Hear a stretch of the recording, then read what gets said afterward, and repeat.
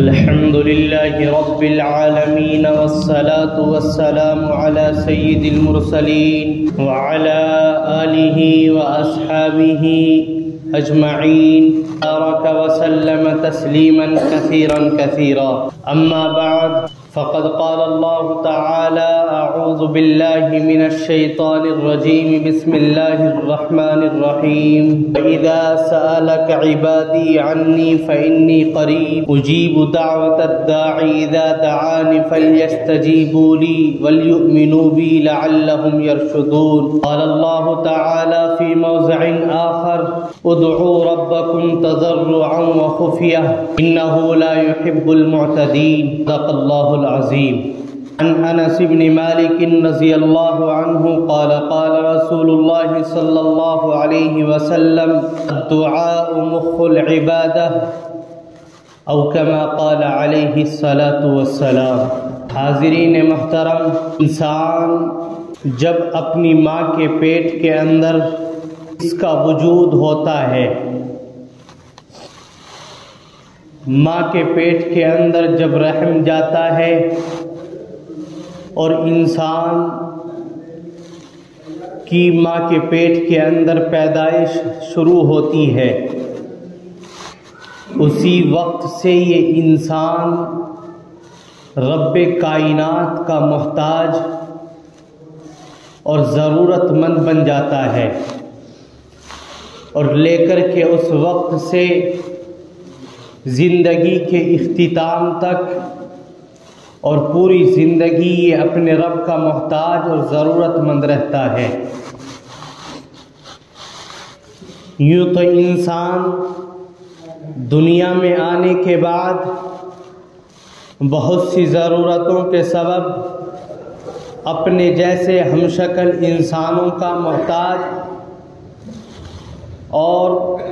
ان کی ضرورت کا خواہش مند، اپنی ضرورت کو ان کے سامنے رکھنے والا ہوتا ہے، لیکن اصلاً اور حقیقتاً وہ محتاج ہوتا ہے اللہ رب العزت کا. جس وقت سے اس انسان نے اپنی ماں کے پیٹ کے اندر وجود پایا، اس وقت سے لے کر موت کے وقت تک یہ انسان ضرورت مند اور محتاج بن کر کے رہ گیا.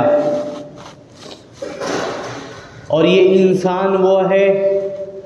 جس کے متعلق قرآن کریم کہتا ہے لَقَدْ خَلَقْنَا الْإِنسَانَ فِي أَحْسَنِ تَقْوِيمٍ. یہ انسان وہ ہے جس کو اللہ نے تمام مخلوقات کے اندر سب سے اعلیٰ،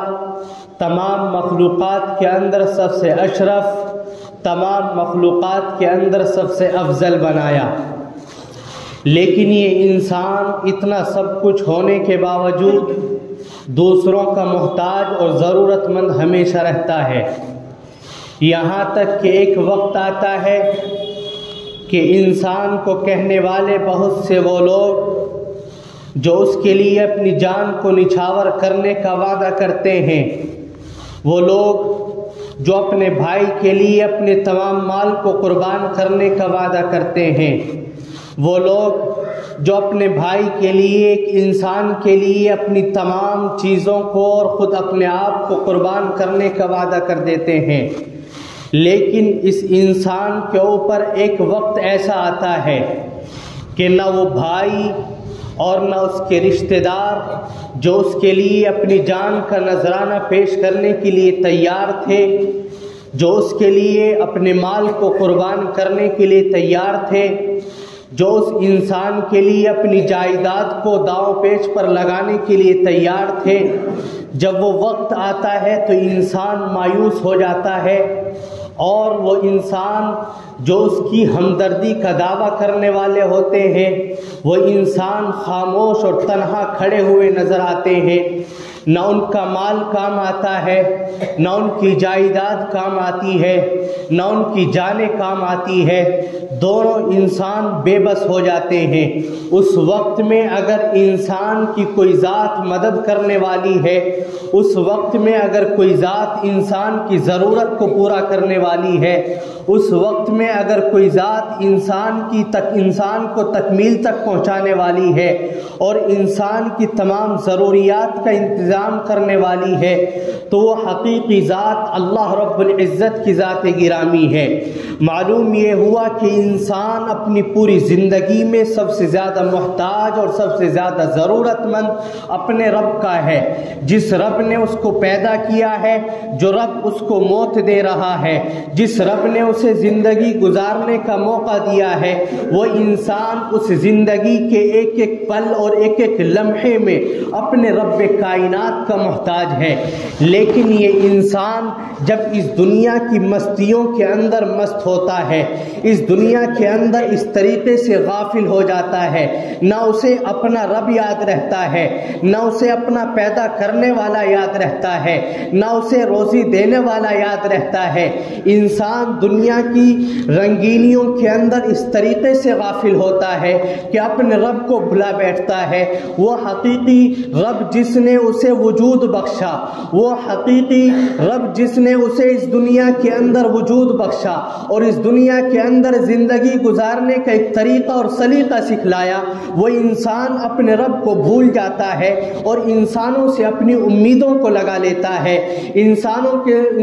کی ذات کے اوپر بھروسہ کر بیٹھتا ہے، لیکن پھر بھی اسے رخ موڑنا پڑتا ہے اور اپنے رب کی جانب اسے مڑنا ہی پڑتا ہے۔ اس لیے معلوم ہوا کہ انسان اپنی پوری زندگی کے اندر سب سے زیادہ محتاج اپنے رب کا ہے، انسان زندگی کے اندر سب سے زیادہ ضرورت مند رب کائنات کا ہے۔ لہذا انسانوں کے سامنے اپنی ضرورتوں کو نہ رکھ کر، انسانوں کے سامنے نہ رو کر، انسانوں کے سامنے نہ گڑ گڑا کر، اگر کوئی انسان حقیقتاً اپنے اصلی مالک اور اپنے حقیقی مالک اللہ رب العزت کے سامنے روئے، اللہ رب العزت کے سامنے گڑ گڑائے، اللہ رب العزت کے سامنے آنسوؤں کو بہائے، تو اللہ رب العزت اس کی تمام ضروریات کا تکفل فرما دیتے ہیں، اللہ رب العزت اس کی تمام ضروریات کو پورا اور مکمل فرما دیتے ہیں۔ لیکن اس کے کچھ شرائط ہیں، اللہ رب العزت سے اپنی ضرورت کو پورا کرنے کے کچھ طریقے ہیں، اللہ رب العزت کے سامنے اپنی ضرورتوں کو سامنے رکھنے کا ایک طریقہ ہے، ایک وسیلہ ہے، ایک ذریعہ ہے۔ انسان اگر اپنے رب کا قرب حاصل کرنا چاہے، انسان اگر اپنے رب سے اپنے تمام کاموں کو کرانا چاہے، تو وہ ایک واحد طریقہ ہے کہ انسان اپنے رب کے سامنے دونوں ہاتھوں کو پھیلا دے اور دعا کرے، رو کر گڑ گڑا کر اللہ کے سامنے رو کر، اللہ کے سامنے آنسو بہا کر جب انسان دعا کرتا ہے اور دعا کے لیے ہاتھ اٹھاتا ہے، تو رب کائنات اس کی زندگی کے ایک ایک لمحے کی ہر مشکل کو اور ہر پریشانی کو چند منٹوں کے اندر اور لمحوں کے اندر ختم کر دیتا ہے۔ لہذا اگر انسان اس دنیا کے سامنے کتنا بھی روئے، وہ انسان اس کی ضرورت کو پورا نہیں کر سکتا، لیکن اللہ رب العزت کی ذات ایک ایسی ہے کہ اگر کوئی انسان اور ایمان والا اپنی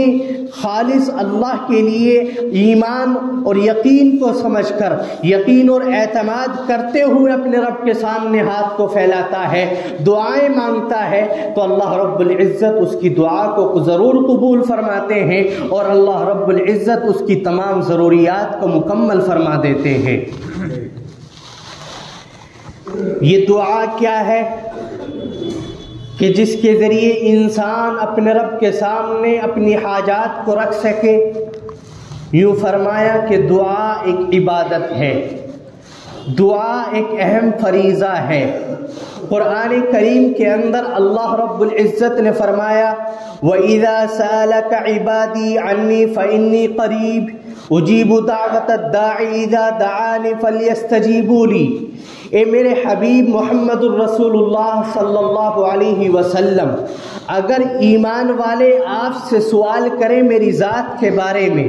کہ میں کیسے ان کی ضروریات کو پورا کرتا ہوں اور میں کیسے ان کے مانگنے کو پورا کرتا ہوں، تو آپ کہہ دیجئے انی فإنی قریب، کہ میں اپنے بندوں سے، ایمان والوں سے بہت زیادہ قریب ہوں۔ وَإِذَا سَأَلَكَ عِبَادِي عَنِّي فَإِنِّي قَرِيبٌ أُجِيبُ دَعْوَةَ الدَّاعِ إِذَا دَعَانِي، کہ جب وہ اپنے ہاتھوں کو اٹھاتے ہیں اور اپنے رب کو پکارتے ہیں فَلْيَسْتَجِيبُوا لِي، تو میں ان کی دعاؤں کو قبول کرتا ہوں، میں ان کی باتوں کا جواب دیتا ہوں۔ اگر کوئی انسان، کوئی ایمان والا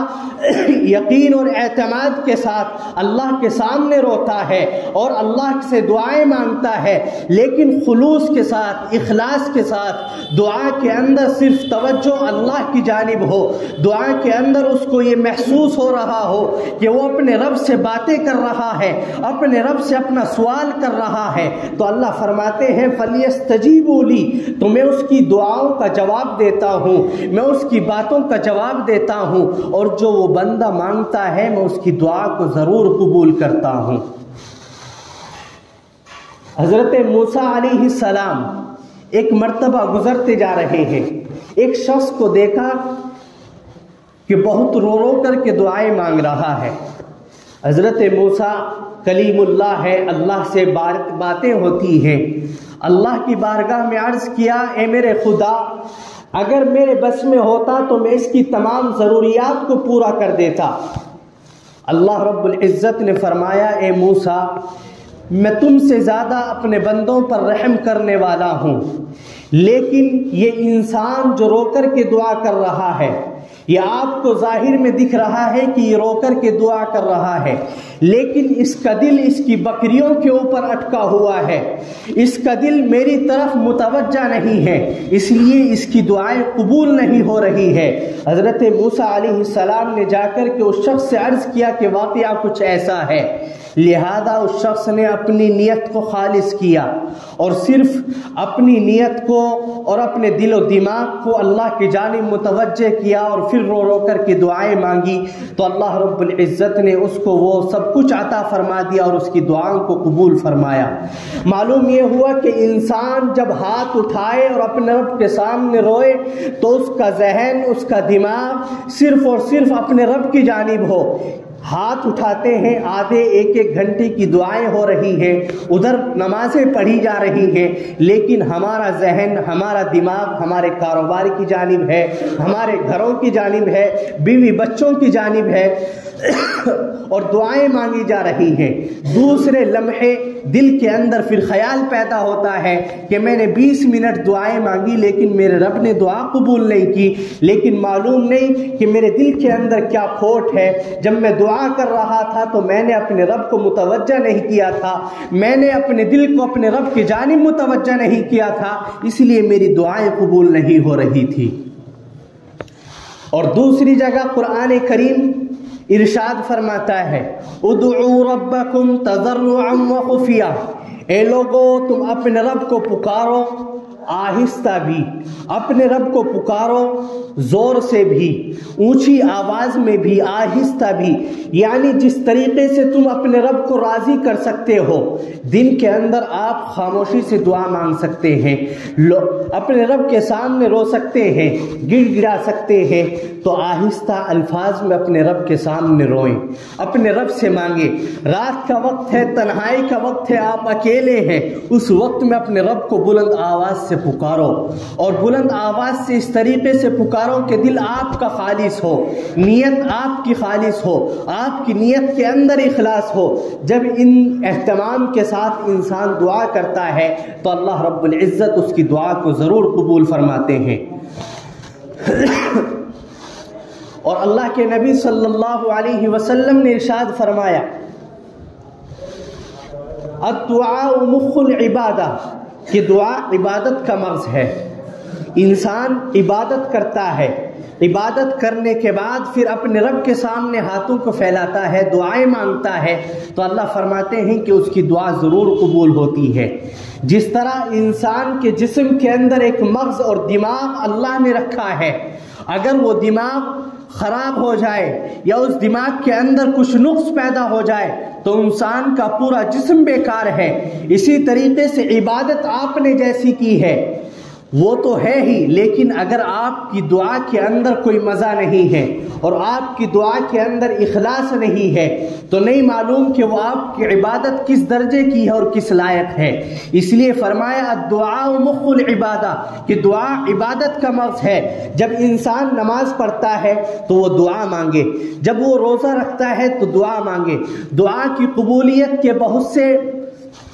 اوقات ہیں، رمضان کے دن اور رات میں اللہ دعاؤں کو قبول کرتے ہیں، رات کی تنہائیوں میں اللہ دعاؤں کو فوراً قبول کرتے ہیں، جمعے کے دن اللہ دعاؤں کو فوراً قبول کرتے ہیں، اور بہت سے اہم وقت ہیں جن کے اندر اللہ رب العزت دعاؤں کو قبول کرتے ہیں۔ تو انسان مخلص ہو کر کے اپنے رب سے مانگے اور ہر عبادت کے بعد اپنے رب سے دعا کرے، کیونکہ دعا کرنے کا ایک طریقہ یہ ہے کہ جب دعا کی جائے تو دعا سے پہلے کوئی عبادت ضرور ہونی چاہیے۔ جس طرح آپ دعا کرتے ہیں نماز کے بعد، نماز عبادت ہے، نماز کے بعد دعا کر رہے ہیں، اسی طریقے سے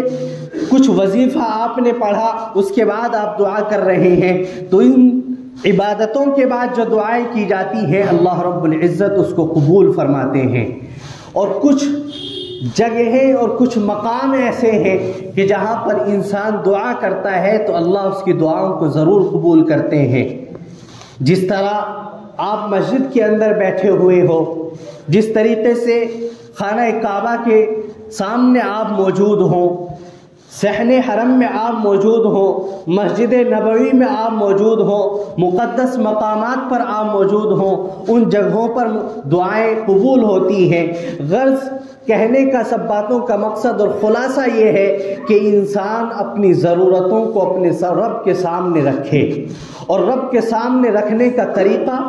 دعا کا ایک سب سے آسان طریقہ ہے۔ اس لیے جب دعا مانگی جائے تو انسان اپنے آپ کو تمام چیزوں سے ہٹا کر صرف اور صرف اپنا ذہن اور دماغ اور توجہ اللہ کی جانب رکھے۔ جب اس اعتقاد کے ساتھ اور اس یقین کے ساتھ انسان دعا کرے گا تو اللہ رب العزت اس کی دعا کو ضرور قبول فرمائیں گے، اللہ رب العزت اس کی تمام ضروریات کا ضرور تکفل فرمائیں گے۔ اس لیے نمازوں کے بعد اٹھنے سے پہلے آپ دعا کا اہتمام کریں۔ امام دعا کر رہا ہے، امام کے ساتھ میں دعا کریں، اکیلے دعا مانگ رہے ہیں اکیلے دعا مانگیں، لیکن ایسا نہ ہو کہ سلام پھرنے کے بعد فوراً نکل جائیں۔ بہت سے لوگوں کی عادت ہوتی ہے 2 یا 4 منٹ 5 منٹ 10 منٹ میں کچھ نہیں ہوتا، وہ سمجھتے ہیں کہ ہم جا کر کے کچھ کام کر لیں گے۔ نہیں، کام تو آپ ہمیشہ کر رہے ہیں اپنے رب کے لیے۔ اب جس ضرورت کے لیے آپ کام کرنے جا رہے ہیں اس ضرورت کو پہلے اپنے رب کے سامنے رکھیں، اپنے رب سے دعائیں مانگیں، پھر اللہ رب العزت دعاؤں کو بھی قبول فرمائیں گے، اور اس کی برکت سے اللہ ہماری عبادتوں کو بھی قبول فرمائیں گے اور ہماری زندگی کے اندر بھی برکت ہوگی۔